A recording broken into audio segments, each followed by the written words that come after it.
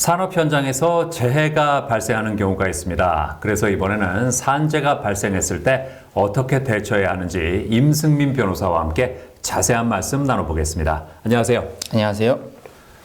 산업재해 보상보험이란 뭘까요? 산업재해 보상보험이란 근로자가 업무상 재해를 입었을 때 이를 신속하고 공정하게 보상하고 재해 근로자의 재활 및 사회복귀를 촉진하기 위해 정부가 시행하는 사회보험을 말합니다. 산재보험은 근로기준법상 사업주의 재해보상 책임을 보장하기 위해 국가가 사업주로부터 보험료를 걷어들여 재원을 확보해 두었다가 업무상 재해를 당하는 근로자가 발생하게 되면 사업주를 대신해 보상을 해주는 제도입니다. 국가가 운영을 하다 보니 신속하고 안정적으로 보상이 이루어진다는 장점이 있습니다. 산재로 인한 민사상 손해배상 청구에서 어떤 점이 중요할까요? 산재보험은 재해자의 모든 손해를 보상하지는 않습니다. 최소한만을 보장하는데요. 나머지는 사업주가 책임을 져야 하는데 사업주가 이러한 자신의 위험에 대해 근제보험을 가입하고 있다면 그나마 다행이지만 그렇지 않다면 손해배상 합의나 소송을 진행해야 합니다. 산재로 인해 민사소송을 진행하는 경우 사업주의 고의 과실이 업무상 재해에 얼마나 개입되어 있는지와 근로자의 손해액이 얼마인지를 확정하는 것이 중요합니다. 민사상 손해배상 청구의 경우 원고는 산재 사고를 당한 근로자 본인이 되겠죠. 즉 근로자가 사업주의 고의 또는 과실로 인해 업무상 재해가 발생했으며 사업주의 과실이 어느 정도인지 근로자의 손해가 얼마인지를 입증해야 합니다. 하지만 실상에서는 일상에서 먹고 사는 문제에 집중하고 있던 근로자가 이를 입증하기란 매우 어렵습니다. 그렇기 때문에 저와 같은 전문가의 도움이 필요한 분야이기도 하고요.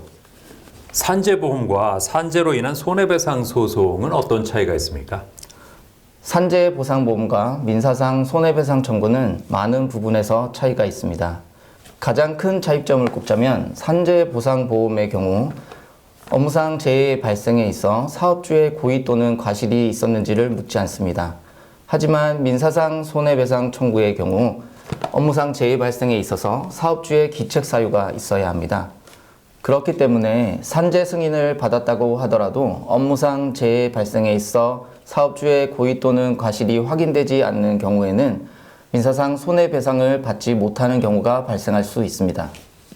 그리고 보상 범위에 있어서도 차이가 존재하는데요. 산재보상보험의 경우 손해액을 정액 정률 방식으로 보상하지만 민사소송의 경우에는 치료비에 해당하는 적극손해, 일실수입에 해당하는 소극손해, 정신적 고통에 대한 위자료 등 전 분야에 대해서 보다 폭넓게 배상을 받을 수 있습니다. 산재 보상금의 종류는 어떻게 됩니까? 산재 보상금의 종류에는 치료비에 해당하는 요양급여와 재해자가 요양기간 동안 일을 하지 못해서 발생하는 손해에 해당하는 휴업급여, 그리고 요양기간이 종료된 후 장애가 남게 되었을 때 재해자가 향후에 얻지 못하게 되는 손해에 해당하는 장애급여 등으로 나눌 수 있습니다. 만일 재해자가 업무상 재해로 사망한 경우라면 유족급여와 장애 비용 등을 받을 수 있습니다. 사업장에서 사고가 발생했을 때 개인적으로 배상받는 것과 산재 처리하는 것 중에 어떤 게 유리한가요? 사업장에서 사고가 발생하는 경우 사업주는 회사의 명예실추, 보험 요율의 상승, 그리고 강급공사에서의 입찰 참가 자격 제한 조치 등 불이익을 회피하기 위해서 산재 처리보다는 공상 처리를 선호하는 경향이 있습니다. 여기에서 말하는 공상 처리에는 본래 법률상 용어는 아닙니다. 공상 처리의 경우 치료비와 치료 기간 동안의 임금 보전액을 기준으로 보상이 마무리되는 경우가 많기 때문에 재해자가 치료가 종결된 후 추가로 치료가 필요하거나 후유 장애가 남게 되는 경우에 이러한 부분을 추가적으로 보상받기 힘듭니다. 따라서 사업주와 임의로 합의하는 공상 처리보다는 산재보험 신청을 통해 처리하는 것이 보다 유리합니다. 만약 사업주와 임의로 합의를 한 경우에도 권리 행사 기간 내라면 근로복지공단에 산재 처리를 신청할 수 있는데요. 이 경우에는 업무상 재해가 발생한 지 상당한 기간이 경과한 후라면 업무상 재해로 인해 근로자가 손해를 입었다는 사실을 입증하기 곤란하기 때문에 이러한 자료를 확보해 두는 것이 유리합니다. 산재보험 미가입 사업장도 산재보험의 혜택을 받을 수 있을까요? 1인 이상의 근로자를 고용하고 있는 사업장이라면 산재보험에 가입해야만 합니다. 따라서 사업장의 산재보험 가입 여부와는 상관없이 업무상 재해를 입은 근로자라면 산재보험 적용을 받을 수 있습니다. 다만 사업주의 경우에는 산재보험에 미가입된 기간 동안의 보험료를 일괄 납부해야 하고 재해자에게 지급된 보험급여의 50%를 부담해야만 합니다. 사건 해결 노하우가 있을까요? 저는 의뢰인과 소통에 시간과 정성을 들이는 것이 매우 중요하다고 생각합니다. 그래서 매 사건에서 의뢰인과 깊이 소통하기 위해 노력하고 있습니다. 그리고 변호사라고 해서 모든 분야를 잘 알기는 어렵습니다. 해당 분야의 전문가와의 협업을 통해 의뢰인에게 가장 정확한 솔루션을 제공하는 것이 필요하다고 생각합니다.